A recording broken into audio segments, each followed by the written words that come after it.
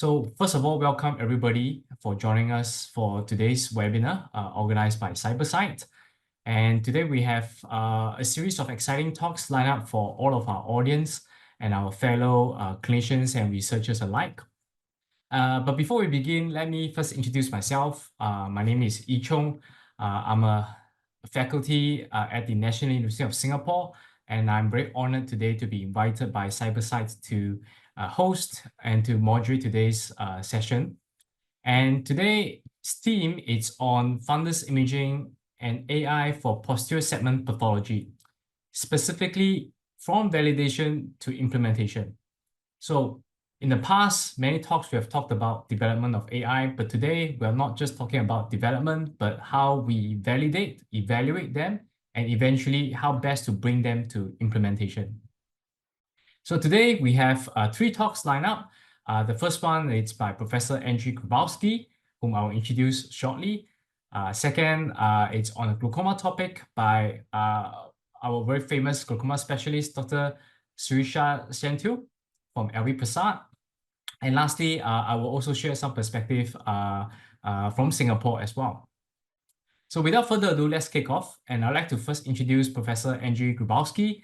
And most of you know him because he's very well known in the field of retina.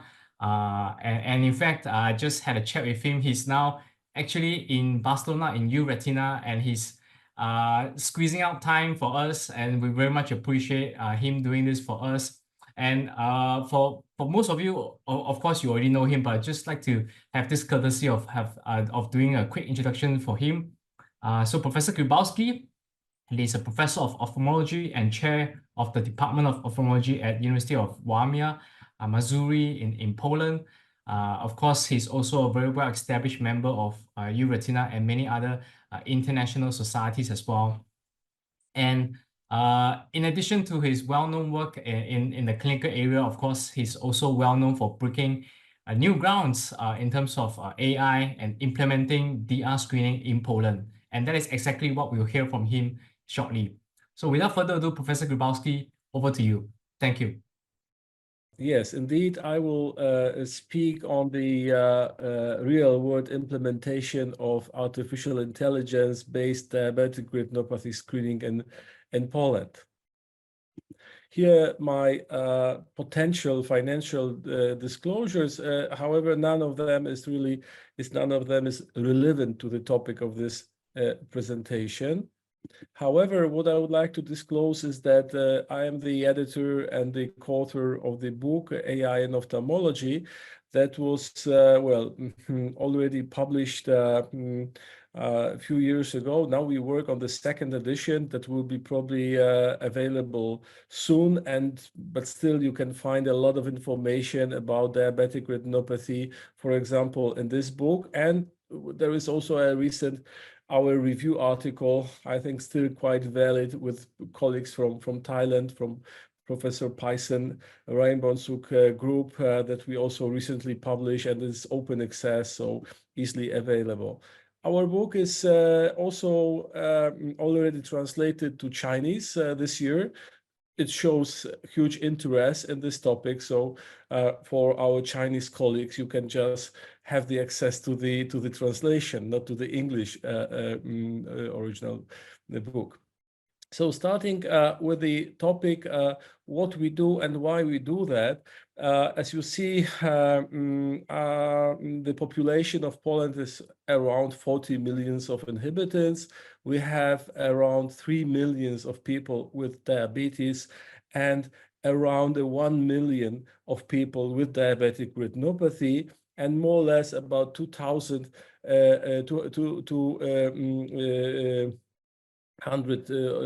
thousands of the people with vision-threatening diabetic retinopathy, and we want to reach this people, and by any screening program that is cost-effective, and we hope that AI might be used for this purpose. So let me start with some questions. How many diabetic patients develop diabetic retinopathy? Okay, so we have different results. The correct answer is 30%, just to show that we speak about, well, a common disorder and a very common problem. As diabetes is a very common disease, diabetic retinopathy is a very common complication of the diabetes in 1/3 of diabetic patients. And we have also the second question. Diabetic retinopathy is ranked as the reason of blindness in working population as. Okay, this question was about how serious is the diabetic retinopathy in terms of the, let's say, outcomes or problems, how often it leads to the blindness or vision deterioration.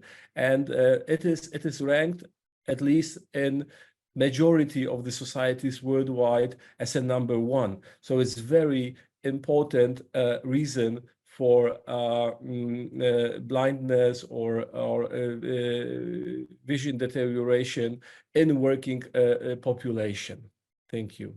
Okay, let's now move to our screening project in Poland. As you see, it was started 2019. It was aimed at that time to screen 40,000 diabetic patients and 30 diabetic clinics.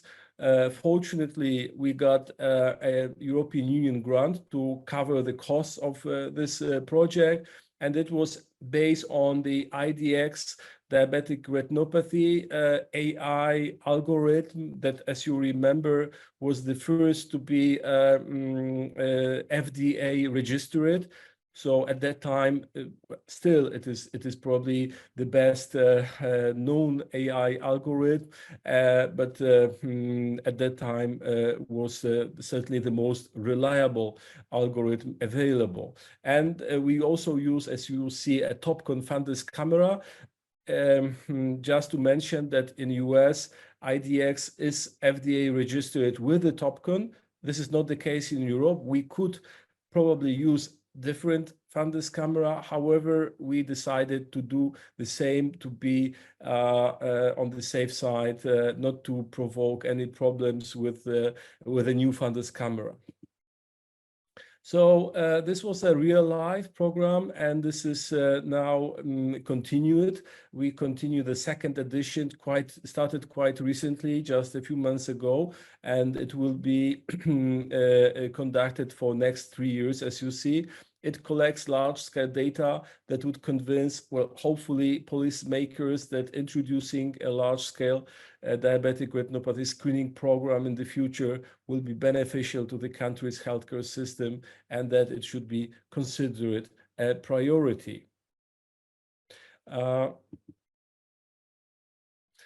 It was conducted in one of the, let's say, regions of Poland. We called it voivodeships, named Wielkopolska. In the translation to English, it is a Grand Poland voivodeship. It was implemented in collaboration between the Foundation for Supporting the Development of Ophthalmology, Ophthalmology 21. I'm the founder of this foundation, and the Department of Internal Diseases and Diabetology of Medical University in Poznań. As I mentioned, it started 2019, ended 2023. And the primary goal of this screening program was to increase the number of patients treated for diabetic retinopathy in the Wielkopolska region during the study period by 10%. So at least 556 new referable diabetic retinopathy cases. Secondary goal to increase the awareness and knowledge of diabetic retinopathy and the need for regular ophthalmic screening among patients with diabetes. A few words about epidemiology. Of course, we need to collect the available data. So we know that a bit more than 100,000 of patients with diabetes live in this region, and the prevalence of diabetes in the region is at a little bit more than 3,000 per 100,000 people. And this is the fourth highest among voivodeships in Poland. Out of approximately of 110,000 patients with diabetes living in the region, only 5,500 or about 5% were treated for diabetic retinopathy within 3 years before program started. So we initially aimed to screen about 44,000 of patients with diabetes, roughly 40% of the population with diabetes in this region, and we aim to set up screening stations in local diabetes clinics. We also planned to start the patient educations within the project. So the program's preventive measures were designed to enhance patients' understanding of diabetic retinopathy and foster associated health-conscious behaviors.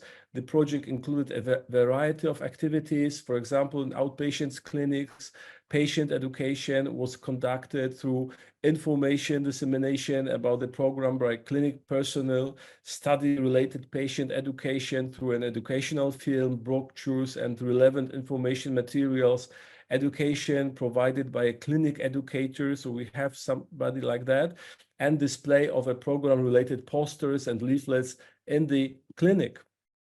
Moreover, we produce educational film, a specially created film was aired at the local TV channel. It was also accessible on YouTube and the program's website. Educational articles and information promoting research were published in print, online media. This media included both widely recognized and smaller regional media to reach people in both large and small towns. And finally, targeted mailings were sent to public, medical, other institutions, associations, and groups in the relevant districts. The program details were also shared via the Polish Diabetes Association, the Polish Association of Diabetics, and other patient groups. A series of webinars on diabetic retinopathy were organized. A contest on diabetic retinopathy was held to encourage regular preventive checkups. Educational materials were regularly promoted via the implementer's Facebook profile. Additional educational brochures were created for specific diabetes clinics. And finally, out-of-hospital meetings were conducted with patient groups to encourage their own research and education. So as you see, we treated it very seriously. Now let's move to the results. So during the project period, we detected nearly 4,000 cases of diabetic retinopathy among over 13,000 patients screened. The number of detected cases was over 7 times higher than the initial goal. Detection rate for diabetic retinopathy proved to be in line with the epidemiological data indicating the occurrence of the disease in approximately 30% of the population.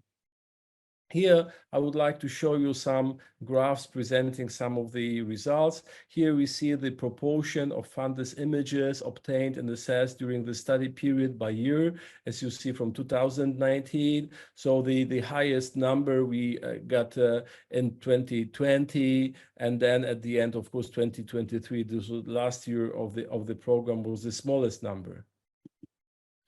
Well, the distribution of patients. Here you see the map of the region with many counties. We have around over 30 counties within this region. The distribution was not equal. There were some counties with the zero enrollment, some counties with very small enrollment, like a low enrollment, like 1% or something like that, and counties with the enrollment like 20%. So this shows one of the problems, how to provide the equal enrollment, how to get equally to all the patients.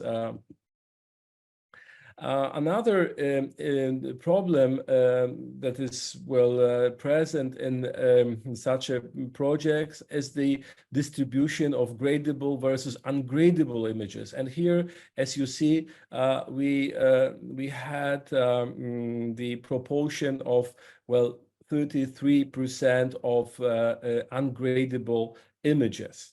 As you can see from this table, this is the comparison to other studies. This is the present study. Then we compared it to our previous study. This is quite similar to another study, European study from 2018. And again, this is quite similar. It's again 66%. But two other studies like Abramov and Lim, they provided very high proportion of gradable images, quite different. So this is one of probably the issues that need to be taken care in the future. Of course, less ungradable is better. Yeah. Here it's a distribution of diabetic retinopathy according to its severity. So in over 54%, we found no diabetic retinopathy. Then over 26 mild, nearly 10% was moderate, and over 9% was vision threatening diabetic retinopathy. And again, when we compare it to other studies, you can see it here. In the first column is the present study.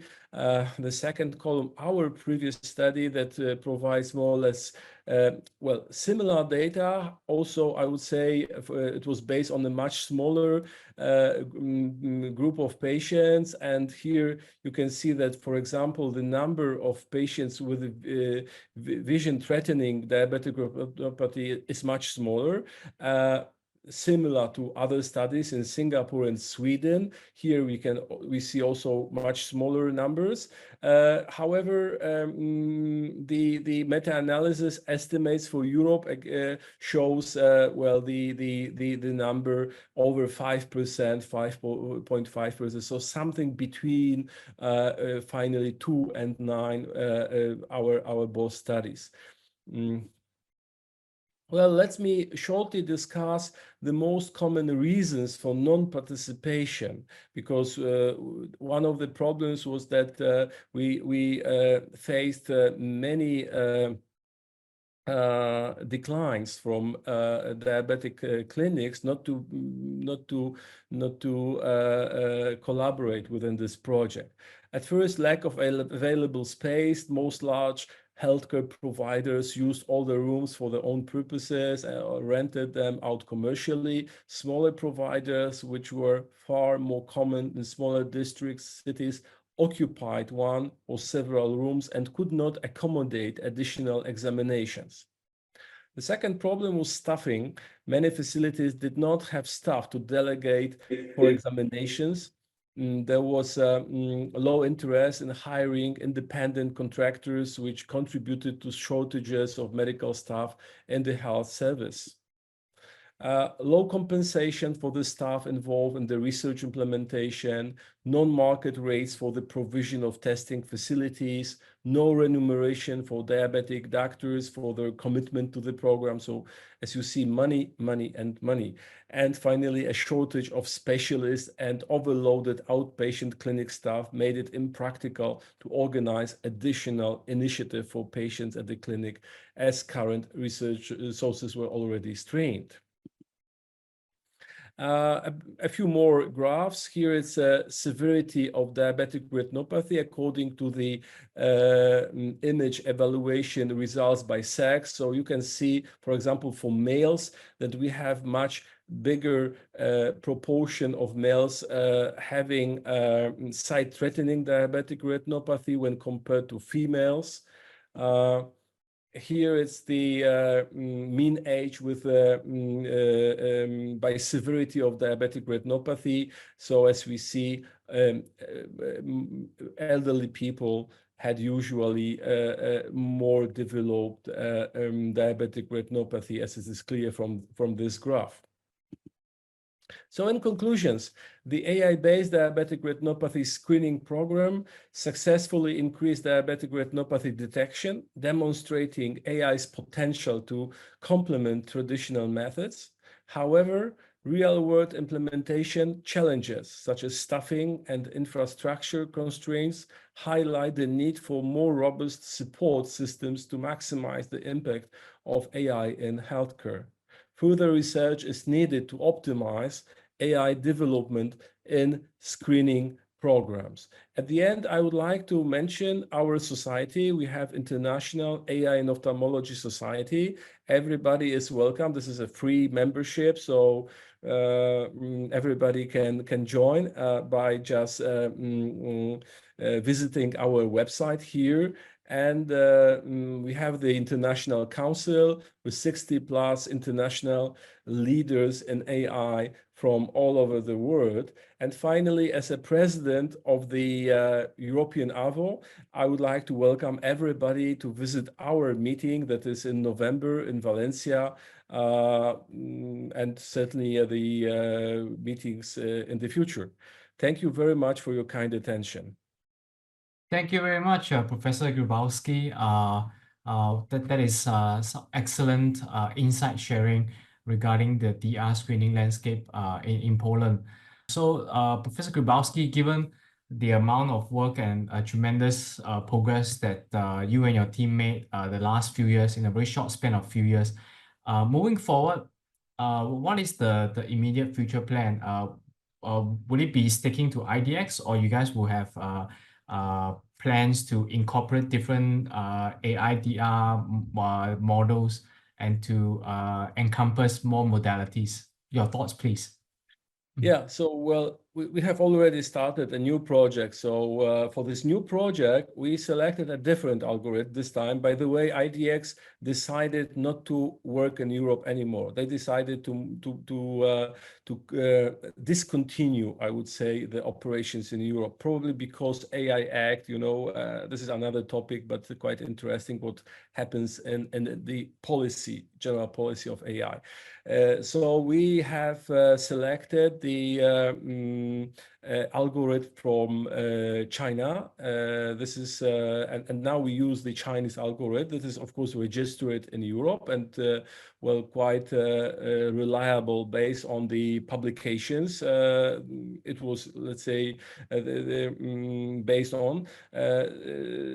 So we use, answering to your question, a different algorithm now. So what is the next? Well, as you know, I mean, there are, I try to highlight some of the problems with the real life implementation. Of course, money is a very important issue. I mean, who pays for the services? Who pays the center, doctor, nurse, and so on? So, of course, we need to bring the evidence to the healthcare authorities. Well, this is what I'm doing now to, well, convince, maybe to start a discussion about the cost effectiveness and then to convince them. And our new project is a bit modified. I can, if you ask me, I mean, I can say just a word about that. Collaborating with the diabetologists was easy because, let's say, 100% of the population were diabetic patients. However, the distribution of diabetologists is, well, I would say, well, obviously not equal, and they are quite rare. So we know that the part of the population in Poland, for example, around 60% of diabetic patients are managed or treated by primary care physicians, not diabetologists. So this strategy, I mean, or concept on collaborating only with diabetologists is not perfect. So in the new program, we moved now to the primary care physicians. It is more demanding. It is much more complicated because during the day we have less patients with diabetes. depending on the center, between 10 to 20% maybe.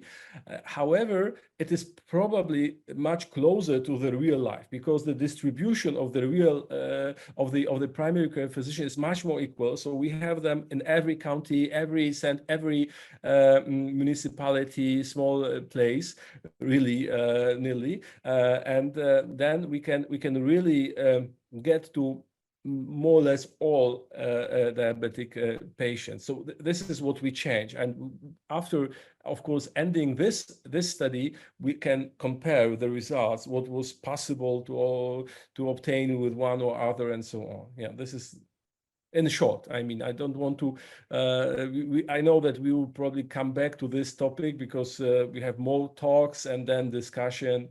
But in short, I mean, we also, well, just to add, one of the new things, we will have a mobile center. So with a car that is equipped with the Fundus camera and the people and who will provide the service, and this car will get to some places where we cannot set a good collaboration with a center that is located somewhere. So it's also, I think, worthy trying what is the effectiveness of the mobile center. Thank you, Professor Grzybowski. Very exciting developments, and we look forward to hearing more from you. So moving forward, it is my great pleasure to invite our next speaker, Dr. Sirisha Senthil from Prasad, India. And as you all know, Prasad Eye Institute is one of the top eye centers in India. And Dr. Senthil is the head of glaucoma service in Prasad Eye Institute. And today, of course, Dr. Senthil will bring us a topic on AI in glaucoma as well, and we will learn and hear more from her on AI glaucoma's development and implementation. Dr. Senthil, please. Thank you so much for the kind introduction. So we had a very interesting talk on the diabetic retinopathy screening. So we move on to glaucoma, which is another serious blinding disease, and how the AI is possibly helping us or would possibly help us in the future. What is the real world insight, and what opportunities do we have, and what challenges do we face? So we know that although the global prevalence of glaucoma is close to about 3.5%, glaucoma burden increases with aging, and aging population is definitely increasing all over the world. And majority of this burden obviously is in Asia, because the world's two largest populous countries are in Asia. So glaucoma is a difficult disease. It is a silent challenge, and it is possibly the second leading cause of irreversible blindness worldwide. It is unlike other conditions, like, for example, if I just have to give an example of diabetic retinopathy, if you look at an optic disc, or if you look at the fundus photograph, one will be able to make out that there are certain changes, and that possibly will help us to decide whether to refer or not refer. However, when it comes to glaucoma, it is a very difficult and a challenging condition, because there is no one single test to diagnose the disease.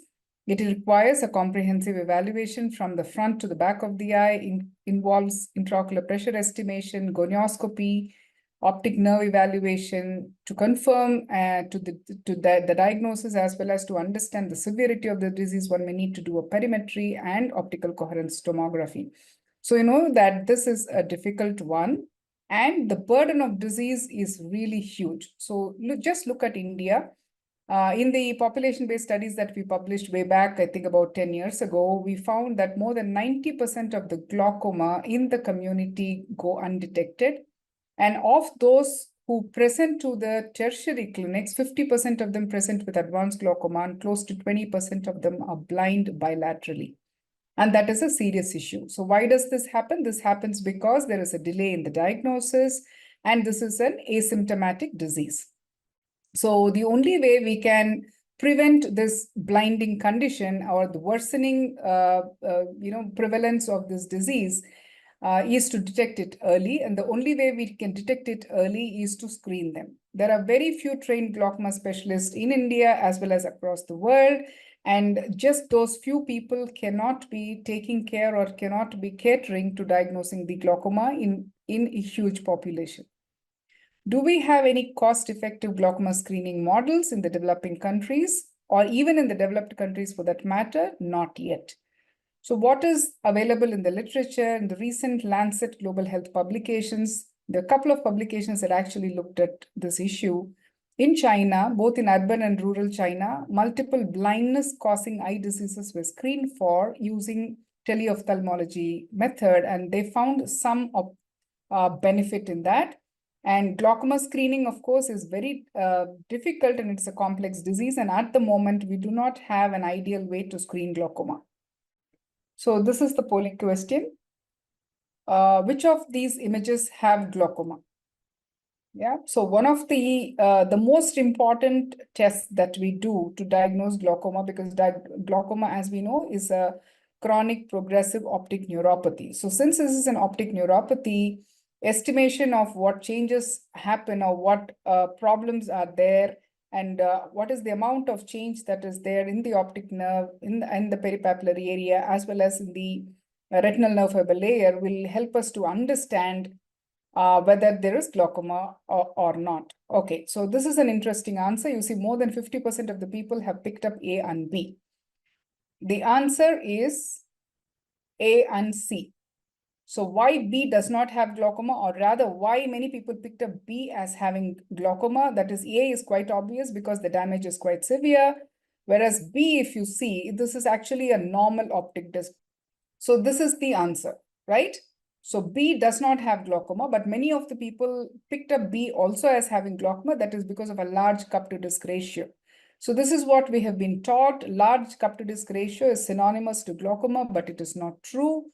And the third picture actually has a very smaller, I can go back to show you the image, has a smaller optic nerve, cup, and the rim appears pinkish. Because the disc is smaller, the rim appears relatively pinkish.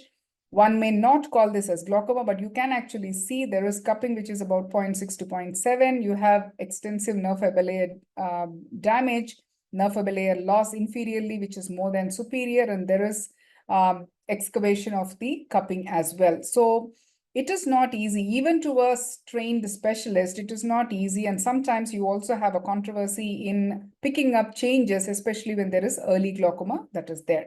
So there is no one single test to diagnose glaucoma. Even looking at the fundus images, it is not easy to pick up glaucoma. That's exactly what we are talking about.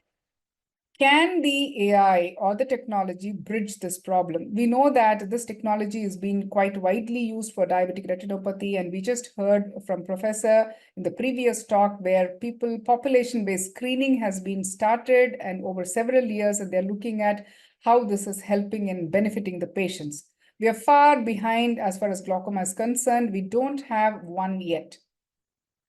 Right now, we have a device which is very interesting, which is an offline AI integrated on a smartphone fundus camera. You don't need a huge vehicle to transport this. It is just a smartphone camera fixed onto a small handheld device.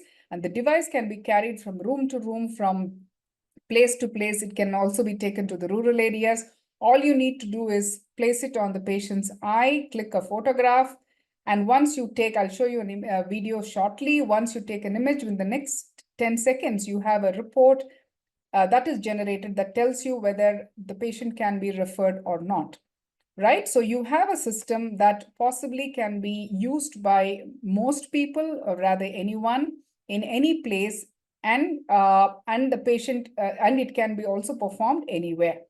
So when you have a technology that is cost-effective, that can be used by most people and in any location, then that becomes something that is that can be useful and that can be used in a larger scale as well.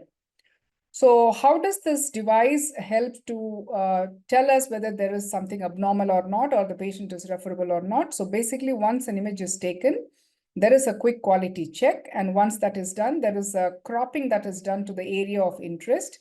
And in that area of interest, there is a cup to disc estimation that is done, and that gives you by segmentation. And independent of the cup to disc estimation, it also actually uses a classification model. It looks at not just the cup to disc ratio, but also the rim changes as well as the retinal nerve fiber layer changes all around. And it gives you a classification model to say whether there is glaucoma, this should be referred, or this is a suspect that also needs referral, or there is no referable glaucoma, hence need not be referred to the specialist. So this is a short video. You can see that it's a simple device. It can be placed over the patient's, the cup can be placed over the patient's eye. You're clicking a photograph, and this is a non-mydriatic camera. Once the pictures are taken, you choose the appropriate images that are having a good quality, and then you just click and say generate AI, and in the next 10 seconds, it will give you a report, and that report actually tells you whether the referral is needed or not, and if the referral is needed based on which eye and which location that there is an abnormality.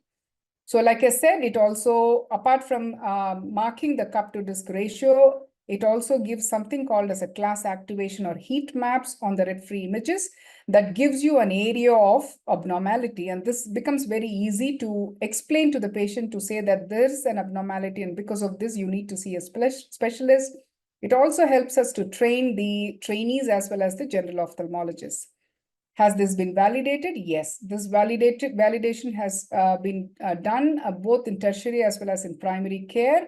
The agreement with the current standard, which is the optical coherence tomography, as well as the manual grading of the optic disc, as well as a rural teleophthalmology service, this also has been validated. We went one step ahead, and at our institute, we saw whether this particular AI is able to help us in the real world situation. So what we did, we recruited about 219 patients who were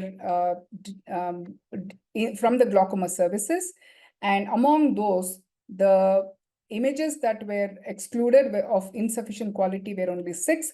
213 patients, 421 eyes were included in the study. So all these were patients that were evaluated by a trained glaucoma specialist, and with the available clinical, clinical evaluation was done. All those patients, wherever appropriate and necessary, all of them underwent visual field testing, the optical coherence tomography, as well as the disc photographs.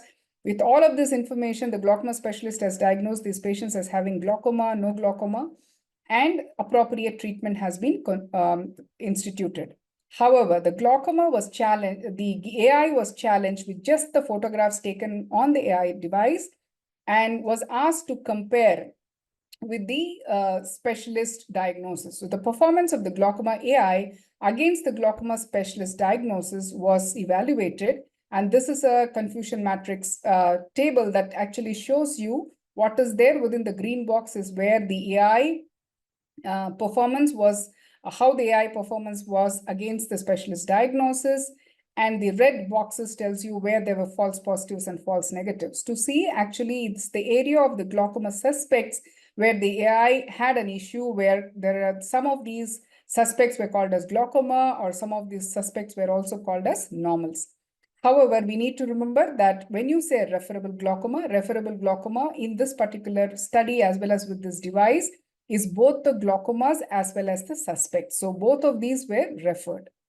So how did it perform overall in detecting referable glaucoma? The sensitivity was 91% and the specificity was 94%.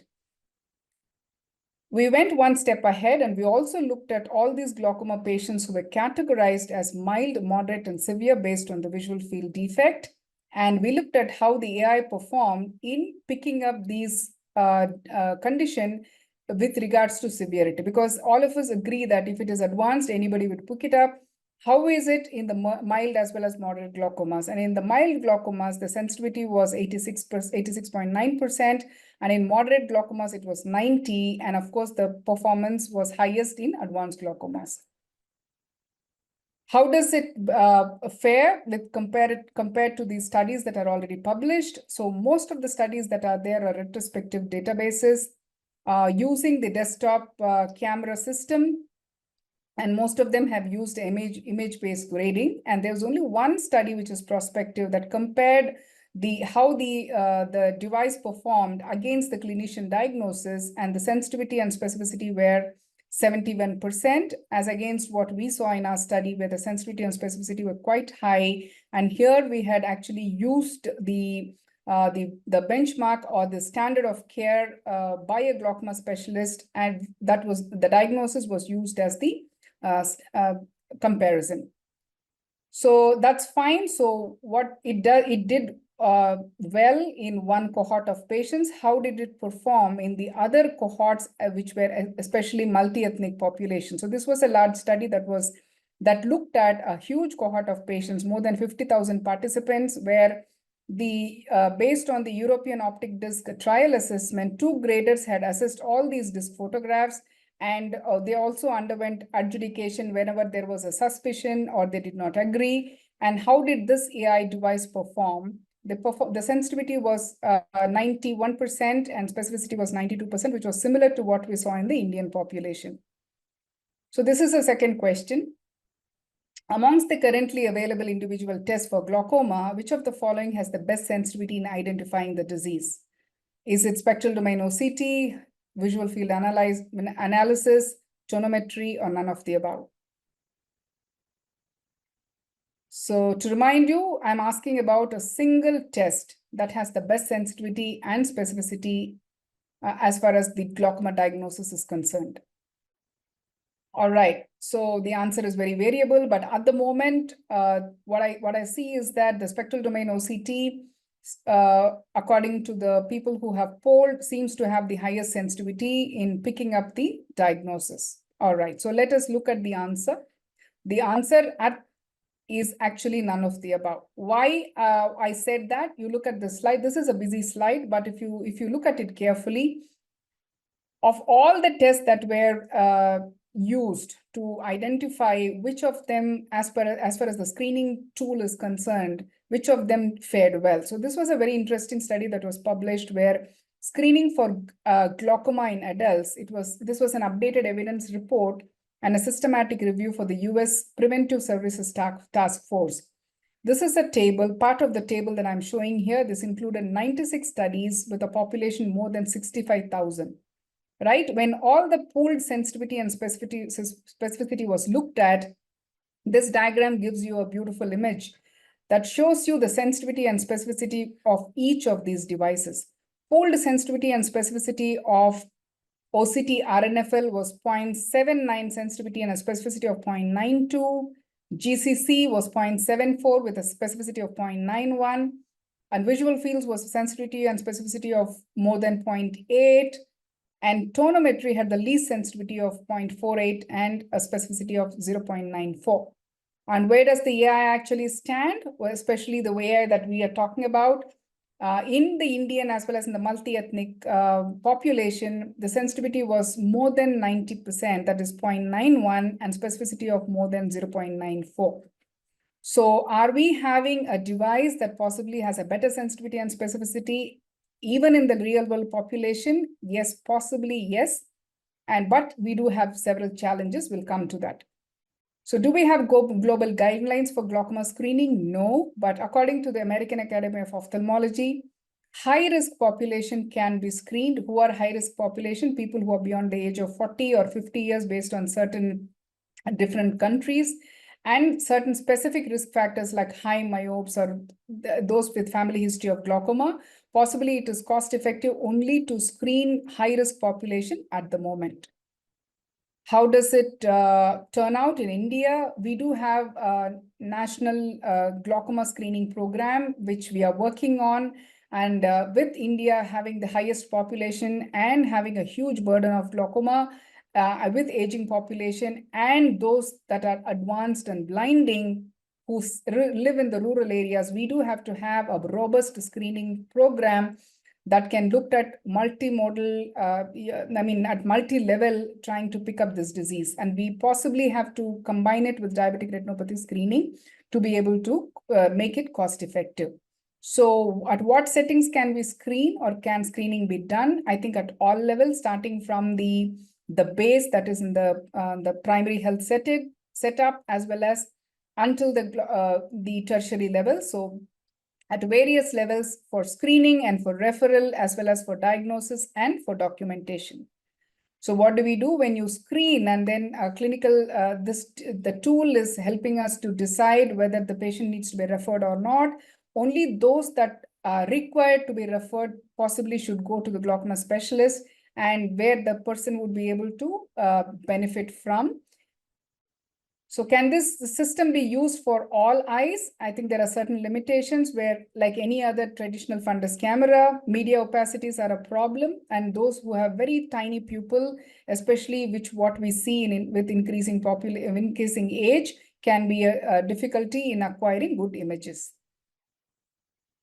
So what does it look like in the future? Possibly integrating an AI-based glaucoma screening tool at all levels of care, including the primary care, will help us pick up the blinding disease, and possibly combining this with the screening of other blinding conditions like diabetic retinopathy and AMD possibly will enhance the efficacy and help to provide comprehensive eye care, and would be cost effective as well. So we definitely need to work on developing robust policies in helping not just screening the population at risk, but also providing a general screening in the community that will help us to pick up this blinding disease and help us to treat them early and prevent blindness. To summarize, I would say that from talking about not possible to do a glaucoma screening even until a couple of years ago, to saying that yes, possibly it would be prudent to do a glaucoma screening with the available technology, and possibly we will have better technology in the future. We should be able to screen at-risk population as well as the general population to detect the disease early and prevent irreversible blindness. Very few trained specialists are available, access becomes difficult, and the burden is huge. So we should be using technology to aid us screen these patients and possibly try and refer only those that require specialist care and who should be able to provide appropriate care and utilize the resources better. Thank you so much. Thank you very much, Dr. Senthil. Wonderful talk. Very exciting to see how AI and with a portable device, how it can play a massive role in glaucoma screening. And I was particularly intrigued to see the portable device remedial. The photo quality is rather good, and it's an offline device. And obviously, you have tried it firsthand. So, Dr. Senthil, I would like to check with you. What is your user experience like? Meaning, the moment the photo was captured to the moment it generates a report, did it have to take long? How was the overall experience like? Yeah, thank you for the question. And so I would say that when we got the device, the first photograph was taken on my eye. So I've never seen my optic disc photograph, but then when I asked them to do it without any pupillary dilatation in the regular office, they just took a few seconds to take my photograph, and I was really excited to see that. So it's not difficult to take an image, and it's not difficult for the patient. So in fact, when the patient is, let's say it's even for a child for that matter, when the patient is sitting in front of the camera, the bright light, and asking them to focus, not to move the eye and things like that, it's not easy. But here you have a device where you have a cup, a small cup, which is placed over the eye, and ask the patient to look in the center or look at the light and then click a photograph. It just takes a few seconds to do that. But yes, if the pupil size is too small, so I would say even 3 millimeter you can capture, but 2 millimeters or less, we do have challenges. People who have cataract, media opacities for that matter, corneal scar and things like that, it is difficult to image. So where you may be dilating the pupil to take a photograph. So there it is non-mydriatic. So it's quite easy to take it. And then the images that you get are instantaneous. And then you just have to go and choose the appropriate images. And you don't have to do a red-free image. So you don't have to do multiple clicks. You just take a single photograph. It can convert it into a red-free image. And then you will have actually both of them available for you, even for an evaluation. The quality is quite good. And then, of course, you can apply the AI since, like you said, this is offline, which means it does not require an internet. It can be used anywhere. It is not cloud-based. So basically, the generation of the report and integration into the EMR, if you have one, is instantaneous. So it just takes less than a couple of minutes to be able to do that. Wow, that is impressive. I think that is very important because it's offline, it doesn't require internet. It probably is even faster because it's not dependent on internet bandwidth. Yeah. First of all, I'd like to thank Professor Grzybowski and Dr. Senthil for the wonderful sharing. And it gives me great pleasure to be the last speaker. And I have to say, both Professor Grzybowski and Dr. Senthil, they have laid a very nice foundation and introduction, and it has made life slightly easier for me for my final talk. And of course, Professor Grzybowski touched on diabetic retinopathy screening, and we have heard glaucoma screening from Dr. Senthil. And now I am talking a little bit on both, actually, and a little bit more than that. I'll be speaking on AI for vision screening in elderly, touching on multiple eye diseases, and some lessons from Singapore in terms of development to implementation. I'd like to mention that I have no financial disclosure, and I'm a faculty from Yong Yulin School of Medicine, Department of Ophthalmology. I also have a joint appointment as clinician scientist with Singapore Eye Research Institute. So for my talk, I'll touch on two areas which I've just mentioned. One is the DR screening, and the other is multi-eye disease. We call it pathology-related vision impairment screening. For DR screening, the use case that I'll be talking about is Selena Plus, which is the AI for DR, which we developed in Singapore. And the multi-eye disease model, it's a model called Avery, and I will introduce more on that later. Not just for DR screening or any AI related to eye disease. In fact, any digital technology, there's always a gap from innovation to implementation. Innovation, of course, involves technology. But knowing the technology alone is not enough. We need to first understand the clinical problem, the context, and not just the clinical context, actually, but the local context, the demographics, the region, the country, what are the needs of the country, etc.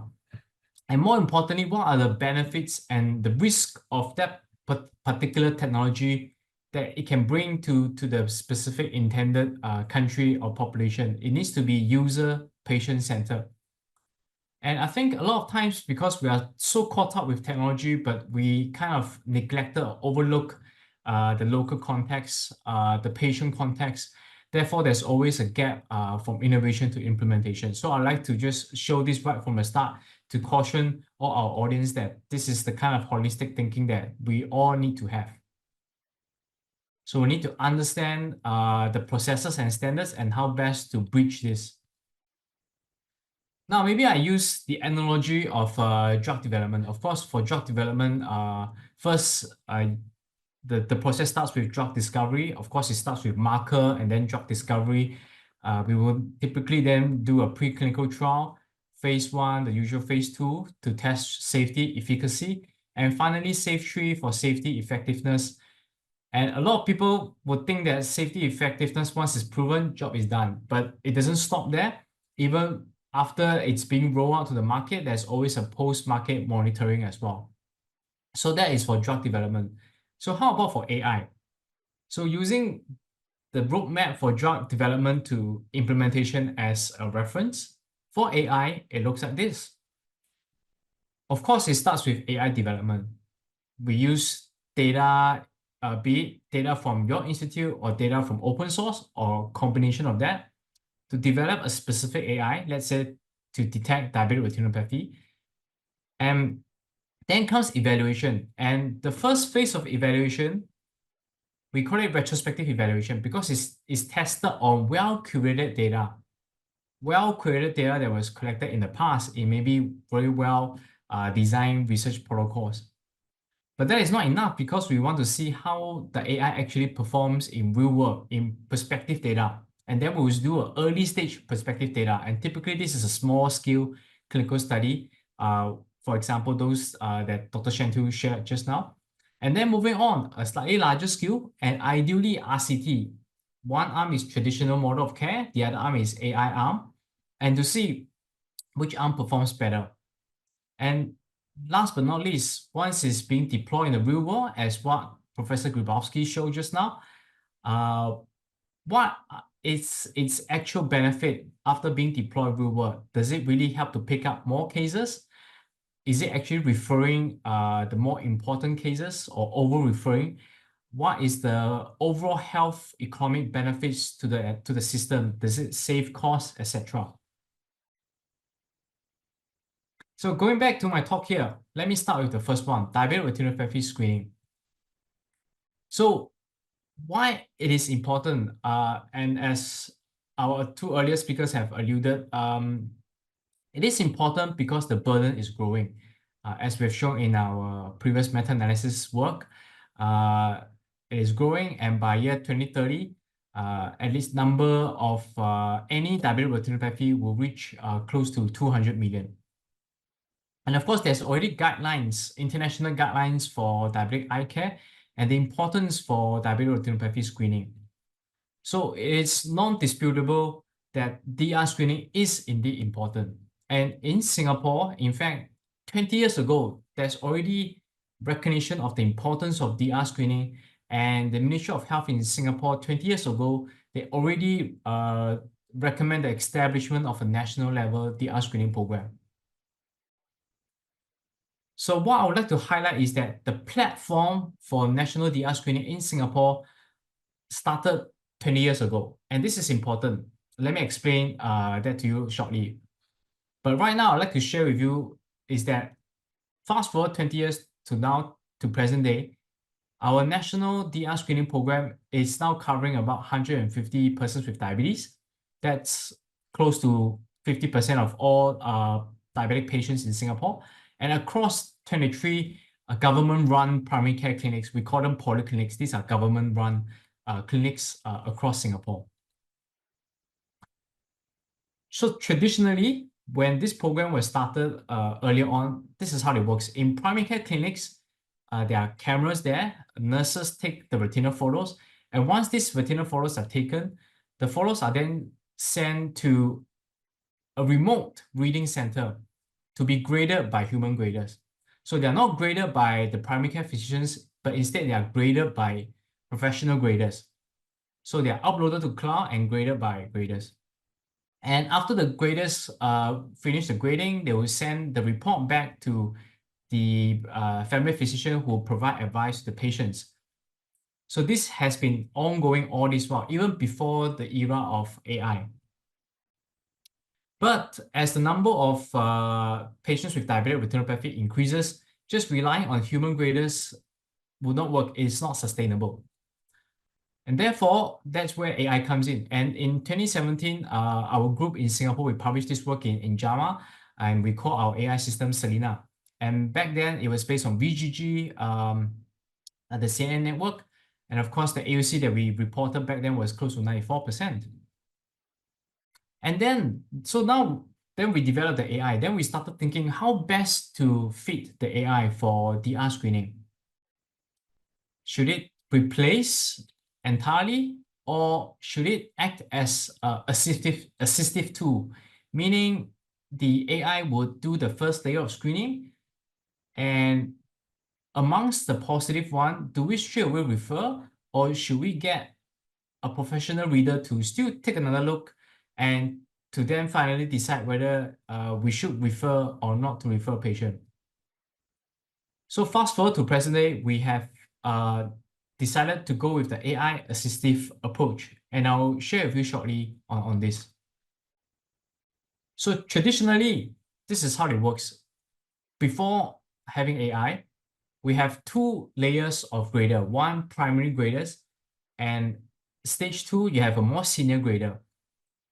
So the primary grader will first screen the photo to determine whether there's referable DR. If there is no DR or mild DR, we will then recommend to rescreen in 1 year, see the patient 1 year later. But if the primary grader detected moderate NPDR or more severe, it will then route to a more senior grader to confirm the DR status. And in fact, And if indeed it's moderate or more severe, it would only then go to eye specialist clinic in tertiary center. But in the event, if the senior grader disagrees, thinks that this is actually mild DR, patient will then send back and will be advised to rescreen in 1 year. So with AI, this is what we are trying to do now. We are trying to replace the first layer, which is primary grader, with AI. But same thing, this is what AI is going to do. AI will still do the first round of screening. If AI says no or mild DR, we see the patient 1 year later. Only when AI picks up moderate or more severe DR, then we'll bring in the senior grader to confirm what AI suspected. So this is the AI assistive approach that we are adopting in Singapore now. Now, what are the lessons learned based on this? First, as I've mentioned, there's a non-disputable fact on DR burden. So there's a real need for innovation, and we cannot keep relying on human graders to grade all these photos. And because there came a perfect opportunity where we developed the AI for DR screening, which is Selena Plus. It gave us a perfect opportunity window to test it out in the real world. But more importantly, which is the third point, the infrastructure is already present. Even before having Selena Plus, the DR screening platform is already in place. It is now just plugging in the AI to replace the junior, the primary grader, with an AI, in this case, Selena Plus. But more importantly, I'd like to highlight the fourth point is, and one of the reasons why it is able to take off, of course, not without challenges, but importantly to highlight is the good partnership with respective stakeholders, the primary care partners, the family physicians, and of course, with the Ministry of Health as well. So that's for DR screening. I would like to start with that because the next topic, which is on pathology-related vision impairment, it's a much different landscape because it's not dealing with just one disease, it's dealing with multiple eye diseases, and not just on people with diabetes, but on people without diabetes as well, elderly. So why do we want to have an AI that can detect multiple eye diseases? Because of the global burden of vision impairment. Again, a burden of the condition, in this case, vision impairment. And in Singapore, of course, it's also a significant burden given our aging population.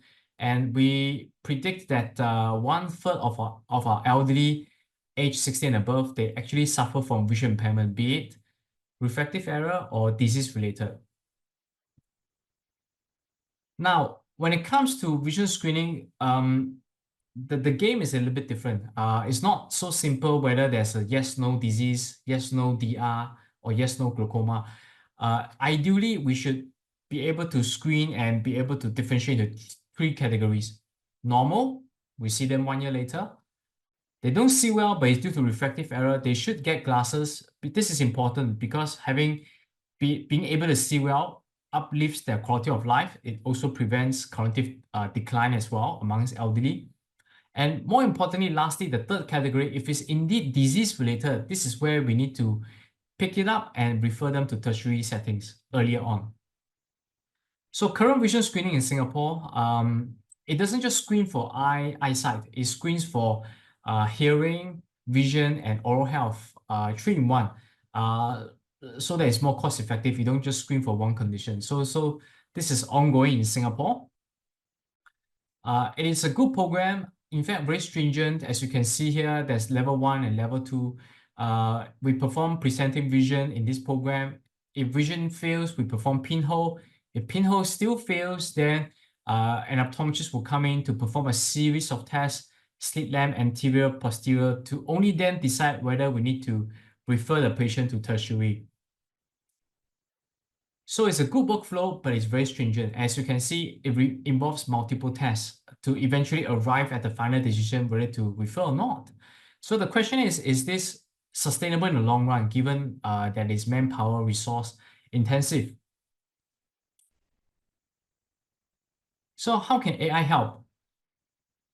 So to plug this gap, we developed this AI called Avery, and Avery's role is to pick up multiple age-related eye diseases with a single retinal photo. And we define this as any type of eye disease with significant poor vision, we define as BCVA 2060. So the idea is to be able to pick up broad spectrum based on a single photo.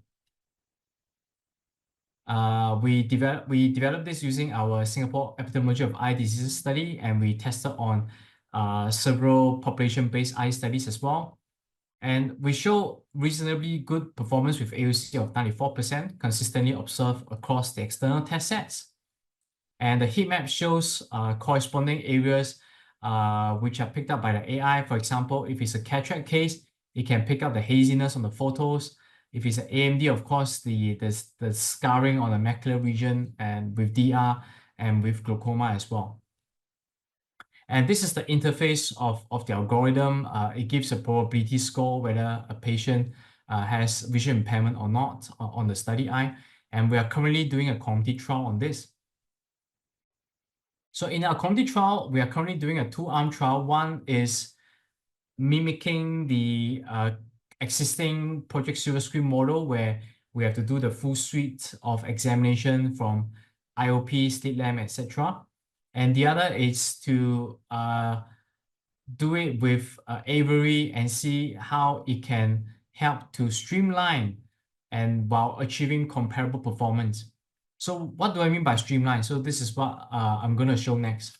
So our vision is this: with Avery, when a patient doesn't see well, 618 or 2060, instead of doing pinhole and then do the rest of the other slit lamp examinations, etc., our proposition is this: when vision is poor, take a retinal photo and perform this AI, Avery. If Avery doesn't pick up any eye disease, then we can infer that the poor vision is due to refractive error. Therefore, we refer the patient to optical shop to get refractive error correction. But if Avery picks up any kind of eye disease, this is where we refer to an on-site optometrist to have another look, examine carefully before finally deciding whether to refer to tertiary. So in this case, the optometrist doesn't need to see all cases screened with poor vision. The optometrist only need to see cases poor vision and flagged up by Avery. Of course, moving forward, we can even further challenge this and to see if we do it fully autonomous, meaning once we still do our Snellen, our vision checking. If poor vision is there, we do Avery. The moment Avery says there's disease, we straight away refer to tertiary. So this is fully autonomous without the optometrist checking. Of course, this may be a little bit high risk. Chances are it may lead to slightly higher overall referrals as well. So in conclusion, so these are the two use cases that I've shared. SIDRP is our national DR screening program. It already has good infrastructure. The platform is there and very fitting for AI to come in to be deployed. Whereas for Avery, it is more fluid because it's for community screening and it moves to different sites, not permanent primary care clinics, unlike DR screening. So in this case, probably we need portable cameras like what we've seen just now, and maybe an offline version as well, because given that it needs to go to multiple community settings. And therefore, when it comes to deployment, it is not as straightforward. And of course, and just to briefly share some roadmaps in Singapore to get to final approval and deployment, all the evaluations that I talked about from point 1 to 3, these are important, but ultimately before real-world deployment in Singapore, we need to clear the Health Science Authority regulation as well. So this is the final, I would say, not hurdle, but the final layer that we have to pass in order to reach final implementation. So last but not least, I'd like to just end my talk with this. So despite the hype of AI, of course, past 10 years, we've seen the growth of deep learning, and recent years, we've seen the rapid growth in terms of transformer, foundational model, large language model, etc. So despite all this hype, it still doesn't run away from this roadmap, whereby we have an innovation, it needs to be demonstrated that it conforms to standards, is able to perform well. It needs to be validated.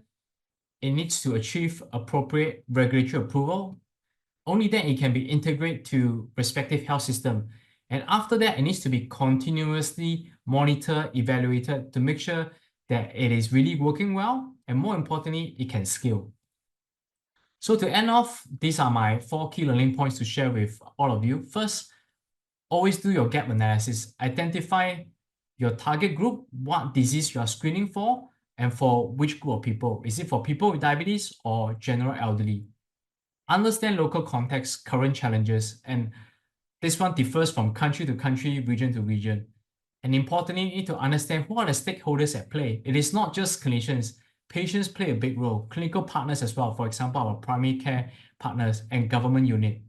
And last but not least, in addition to retrospective evaluation, real-world evaluations are important, and we are not seeing enough of real-world prospective evaluations because these evidences from real-world evaluations will better inform us whether these AI models are implementable and, more importantly, are they scalable. So with that, I shall end my talk, and I'm very happy to get in touch with all of you. Please feel free to reach out to me via email or LinkedIn. And I'd like to acknowledge my team in NUS, my students and fellows as well. Please feel free to reach out to me. I'm happy to interact, and I'm always on the hunt for good students and fellows. So happy to speak further, and I hope to welcome you all to Singapore and National University of Singapore one day. Thank you very much. But regarding your question, what you're asking about the what is your referral threshold in Poland at the moment for DR screening? Yeah, we have no national screening program. In your program at the moment, what will be your recommended referral threshold? Referral threshold, what do you mean by that? Do you refer based on module DR or mild DR? Okay. Referral for the well, this is the more than moderate, more than moderate DR. Yeah, this is the referral threshold. Yeah. But finally, well, when you have no national screening program, well, there is no referral threshold. So Professor Grzybowski, just now you were saying for your future program, you will also involve the primary care clinics as well, and to test out the AI in primary care clinics. So in that setting, would you guys be adopting module DR as the referral cutoff as well? Yeah.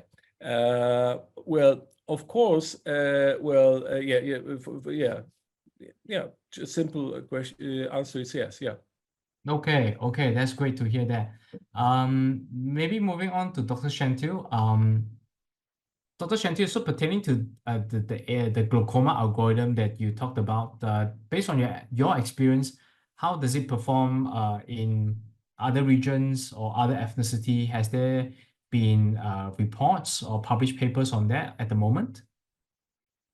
Yeah, so I had shown in one of the slides. So there's another large study where they looked at various ethnicities. That actually included more than 100,000 images. That is more than 50,000 patients, multi-ethnic, and all these were images that were taken by desktop cameras. All of them were graded. So these graded images were from high-risk population. So that was not specifically for glaucoma, but it was a general cohort where let's say population-based studies and things like that, and the AI was run on them. So various ethnicities. So basically, the thought process is that if AI is, let's say, challenged with a different ethnicity, it is developed from a certain train images. And when this moves on to the real world, or when this moves on to a different kind of ethnicities, whether it will behave the same way or perform the same way is a question that we have, right? So that was what was tested. And even with the different ethnicities, the sensitivity and specificity were more than 90%. So that is very promising. And someone had asked a question about would they be interested in checking in African population? I think yes, it should be. Different ethnicities, I think it will be interesting to see as well. Excellent, excellent. And just now there was one slide where you show the performance of remedial AI glaucoma algorithm versus OCT and other modalities, etc. So there was one question that they asked, it seems like one device is superior to all these devices in terms of sensitivity and specificity. So does that mean that it is going to replace these traditional devices that we have been very familiar with in terms of glaucoma detection? I don't know whether I can answer that question at the moment to say that it will replace everything, but what I can definitely say that it is exciting and it is definitely very encouraging. Because until now, I mean, as against the diabetic retinopathy, I'm sure all of you are far ahead. You have this diabetic retinopathy screening running for the past several years, right? But when you come to glaucoma, I don't think people even talk about it. So we don't even have a screening program, and because you can't screen diabetes, glaucoma. But if you have a mixture of technology, or at least the available technology at the moment, which is able to at least reach to a level where you can even think about it, I think that is exciting. So for me, my answer would be that I don't think we have, I would say that something is going to replace everything else. Again, we are talking about screening and we are talking about referable glaucoma. It is not about the diagnosis, right? Diagnosis, again, it has to be by the clinician using all the available tools. At the moment, the OCT, the visual fields, all of these are helping the clinician apart from the clinical evaluation, right? So what we are looking at here is screening model that can pick up, yes, there is a referable glaucoma, which includes glaucoma plus disc suspects. And that that population which is referable needs to go to the clinician. Ultimately, clinician will use all the other devices to diagnose. So this is not going to replace the current ones. I don't think we should mix up the two. Very good. Thank you, Dr. Senthil. And Professor Grzybowski, actually, there was one question I wanted to direct to you, but would you like to say something first, or I'll direct the question to you? I would like to comment on what was already said. I mean, I agree that glaucoma AI screening is much more difficult than diabetic retinopathy. This is the challenge. I mean, and of course, for many reasons. The first, in diabetic retinopathy, we have the subpopulation of diabetic patient. It makes everything, it makes a great change. Everything is easier. With the glaucoma, we have a general population. Of course, it would be much easier when we have some subpopulation, some high, let's say, risk factors. Of course, age may be treated as a important risk factor because, well, we know that there is not much sense to screen 20-year-old or 30-year-old people the same way as we do with the 50 or 60-year-old. But then, if we collect more risk factors, then we can, I believe, make the whole process much more effective. So yeah, and no doubt, I mean, well, just to remind that at least in US and Europe, I mean, in US we have only three AI-based algorithms, and all of them are for diabetic retinopathy and ophthalmology, of course. I mean, and in Europe we have around, I think, 20 plus, maybe nearly 30 diabetic retinopathy algorithms CE approved, but none of them is for glaucoma. So again, it shows the great difference. Yeah, Excellent. thank you for that. And I think we should learn from you, and then maybe we have to start taking baby steps. Sure, happy to collaborate. So there's a very interesting question that just came in. So it says, in areas with established diabetic retinopathy screening, can glaucoma screening be incorporated into this program for better uptake and lower costs rather than setting up the separate individual screening program for glaucoma? So I think Professor Grzybowski kind of alluded to that as well. Of course, it will be more cost effective, and given that the DR screening program platform is already there, rather than setting up an entirely new one, that's the advantage of it. But at the same time, the downside is that it captures mainly people with diabetes, patients with diabetes. It doesn't capture the population beyond that, people without diabetes. So it's always a tricky situation, actually, how to find the right balance. Ideally, of course, we want to screen everybody, but in reality, there are just finite resources. We need to find the right balance. Yes, Professor Grzybowski. Just to add one sentence, this is named opportunistic screening. So we used available resources to make it possible. However, as you mentioned, it is based on some limitations, of course, but it is certainly much more cost effective because we do already have a system for diabetic retinopathy. So yeah. Excellent. Actually, previously there was a question on cost. What is the cost that is needed to set up AI for DR screening program?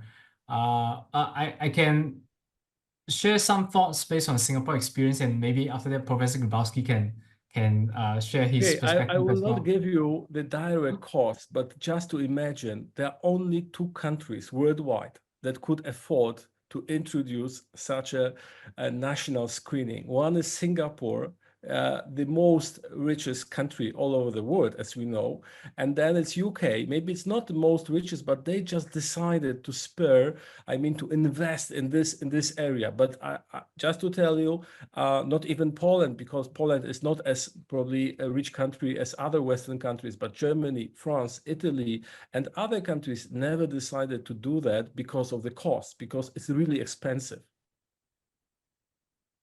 Now, please continue. So there you go. You have answered so well that I have nothing further to add. It is expensive. It is expensive, and it's not just the cost that is involved, but ultimately the whole financing model as well. Eventually, who pays for it? Because at the end of it, it can't be fully subsidized by the government. Someone has to pay for it, and of course there will be private healthcare groups that come into the picture as well. If they charge it fully to the patients, it will affect the uptake rate. How about the insurance providers? What will be their role as well? So all these I can only broadly share the potential stakeholders at play, but how each country manages all these intricacies is really dependent on the dynamics and the context in each country. For example, in US, of course, as I understand that DR screening with AI, let's say IDX, can be covered by insurance. I think South Korea, it's moving towards that. Maybe they have already started, but I'm not too sure about other countries. So these are important financial considerations as well. Yeah, may I mean, because there is a question I see, should we be cautious about any specific criteria with regard to AI-based DR screening? I mean, generally, we cannot discuss the whole topic, but this is the top of the iceberg, I would say. But please consider let's say, joining our society, because the society is to develop our understanding and to better differentiate between different groups and algorithms. Soon we will have a problem how to choose the algorithm which is best suited for our, let's say, situation. We have different subsections, and you can well sign and join the group. So I think this is the way how we can help you to increase your understanding and knowledge about that. Thank you, Professor Grzybowski. So going back to Dr. Senthil, there's one question directed to you with regards to pachymetry. So what is the place of pachymetry in glaucoma diagnosis? So do you think, over to you, So I think that slide that I showed, which shows tonometry around at the real bottom, where we know that the intraocular pressure is, although that's what is most often used to diagnose glaucoma or to suspect glaucoma by any clinician or an optometrist when they are testing a patient. But we know that the sensitivity and specificity is really, really low because the intraocular pressure can be low, normal, and still patient can have glaucoma. So to answer the question about pachymetry, why pachymetry is important? Because pachymetry ultimately affects the intraocular pressure estimation. So when somebody has low pachymetry, their intraocular pressure testing with a Goldman attenuation tonometer will be falsely low. And when it is high, it will be, when the thickness is high, the estimation would be falsely high. So you're overestimating or underestimating the intraocular pressure. So it has a very small role to play, but yes, it has an important role to play in certain cohort of patients. Like a normal tension glaucoma patient with a low intraocular pressure with a thinner pachymetry needs to be aggressively treated, as opposed to somebody who's an ocular hypertensive with a thicker cornea may not be treated or may not be aggressively treated. So I think it helps in decision making whether to treat or not to treat, and if to treat, how aggressively to treat. Thank you, Dr. Senthil. So there are two questions kind of alluding to the same aspect. One is on error, the second one is on hallucination. And maybe I'll start by saying that please do not have any hallucination that AI is perfect. AI is not perfect. It is a game of trade-off. Let me put it that way. It is a game of trade-off. So if you imagine the curve, there's always a control non-disease group of people. There's one curve. And another curve, people with disease, be it glaucoma or double retinopathy. For any screening tool, be it OCT or retinal photo, even without AI, it's the same game. You need to find the right cutoff where you minimize false negative and also you minimize false positive, meaning you want to maximize the detection, detect the true positive, while minimizing the over-referrals, which is the false positive. It is the same, and it's the same across as well for breast cancer, for other domains as well. But it is a tricky game because it is not perfect. It is never one or the other. It is always a trade-off. Then it comes, the question is trade-off of what? What is the implication? If I miss something, what is the implication? If I over-refer something, what is the implication? If I over-refer, can the system stomach it? And that is something for each system to answer. If I over-refer by 1%, maybe still all right. If I over-refer by 10%, maybe for some countries, okay. Maybe for some countries, not all right, even for 10%, because the original system is already so overwhelmed. If you further over-refer by 10%, not okay. And when it comes to missing cases, false negative, again, depending on what cases and the implication of its severity of it. And I'm sure Professor Grzybowski and Dr. Senthil will have thoughts on this as well. So over to you as well. Ladies first. Yeah, so I think very well said and very well put. So yes, over-referrals, false positives is not something that we would be very happy with. At the same time, if it is an early disease and we are missing it, they could be picked up at the next screening, right? So it all depends upon which stage of the disease and whether is it okay to overburden the system.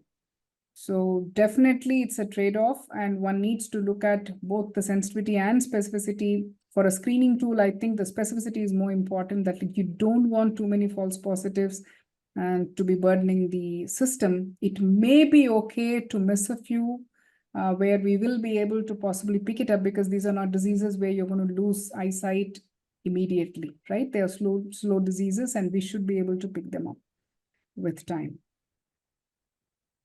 Well, let me add something. I mean, I think that the one of the problems of this area is that great majority of the studies that were conducted so far based on different algorithms are, let's say, co-authored or designed by the companies or groups that possess the patent or the rights for the algorithm, and that they are also commercially interested in this let's say project. And so I think that we need more independent studies, and this is the problem, because these groups are not very interested to allow others. This is quite unusual generally in computer scientists. When I speak with my colleagues, computer scientists, they say that it's completely different. In their word, usually algorithms are made available for anybody who want to test it. Here in medicine, in ophthalmology, these groups are not very happy about that, and well, sometimes they agree, sometimes not. It's a complicated process. I remember that a few years ago, I think around four years ago, we approached different groups all over the world, and I can tell you that only few agreed to do a comparative study. I mean, what we offered, I mean, compare, for example, with the IDX, because we have a good data set based on IDX algorithm, and we could easily compare head to head to different algorithm. Only a few groups agreed, and as you follow some other studies, you remember probably the study by Aaron Lee that was published, I think, 2 or 3 years ago. They compared seven different algorithms. None of these companies agreed to show the name. They were anonymous completely. They agreed for comparison only on this condition that the name will never be shown. And there is a recent study that was published in New England Journal of Medicine, AI edition. There's a new journal, AI, New England Journal of Medicine. And there is a study from by Alicia Rudnicka from UK, from London. Again, they compared, I think, about 10, maybe 15 algorithms. No name. No company agreed to show their own name. So this is the problem, what we have. So open discussion, availability of these algorithms to test them. This is what I would really wish to have. And the another problem, of course, it's that not so many algorithms are made open access. I mean, generally. Even there are research groups. There are a few examples. As a matter of fact, Red Fund, as we remember, the foundation model developed by the group from London by Piers Skinner. What they did, they allowed everybody to use the model. They gave access to this model. This is very good. But there are only a few scientists all over the world to follow the same rules. I mean, yeah. Thank you. Excellent. Thank you very much, Professor Grzybowski. Wonderful insights. And look at the time. I think we have had so much fun and great interactions with the audience that we have overrun by about 15 minutes.